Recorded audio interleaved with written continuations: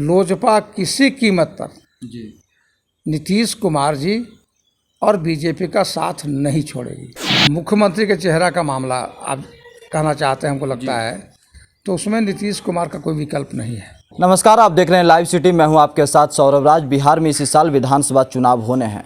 कौन दल, कौन नेता किस करवट बैठेंगे, अभी कुछ भी तय नहीं है। हमारे साथ है जहानाबाद के पूर्व सांसद डॉक्टर जगदीश शर्मा। इनसे जानेंगे कि आगामी बिहार विधानसभा चुनाव की रूपरेखा क्या होगी। सर, जिस तरीके से मौजूदा सरकार लगातार एक टैगलाइन दे रही है, भय बनाम भरोसा, आखिर जनता किसके ऊपर भरोसा करे, किससे जनता को भय है? प्रश्न ये है कि जनता हर चीज़ को परखती है, जांचती है, और भय और सुशासन दोनों के बीच में क्या भेद है, इसको भी बिहार की जनता भली भांति जानती है।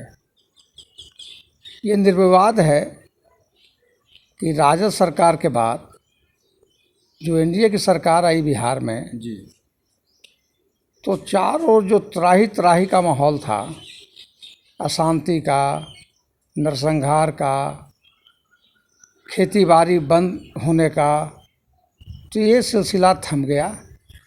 और जिस इलाके में कम से कम मगध में हम लोग रहते हैं, उस इलाके में बहुत ही अच्छी तरह से सरकार ने काम किया, मौजूदा सरकार ने, और चतुर्दिक विकास के मामले में सरकार आगे बढ़ी।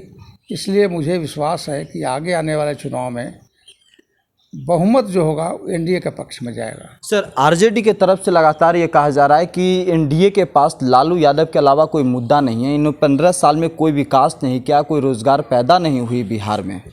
अब देखिए, जो विरोध में हैं वो तो विरोधी बात कहेंगे, लेकिन जो सच्चाई है कि विकास से काम, चाहे वो सड़क का हो, सिंचाई का हो, बिजली का हो, जो जनता से जुड़ा हुआ मामला है, उनके हित से जुड़ा हुआ, उनके उन्नयन और उत्थान का मामला, उसमें ये सरकार कारगर साबित हुई है।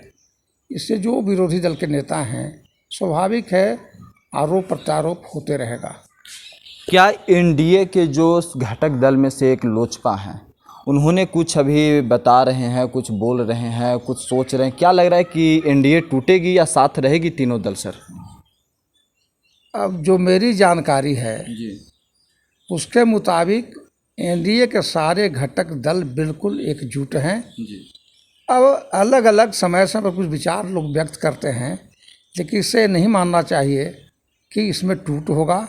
लोजपा किसी कीमत पर नीतीश कुमार जी और बीजेपी का साथ नहीं छोड़ेगी। जीतनराम मांझी के आपके भी बहुत करीबी रहे थे एक समय में। क्या जीतनराम मांझी महागठबंधन से निकल करके एनडीए में फिर से वापस आ सकते हैं? देखिए, मांझी जी आज भी मेरे करीब हैं, चूँकि वो हमारे वोटर 30 साल तक रहे हैं। जब घोसी विधानसभा क्षेत्र में खीजस राय था, तो उनका गांव, उनका परिवार मेरा मतदाता रहा है, हमें मतदान करते रहे हैं। लेकिन जीतनराम मांझी से इधर हमको कोई बात नहीं हुई है, इसलिए उनके बारे में हम कुछ बताना मुनासिब नहीं समझते।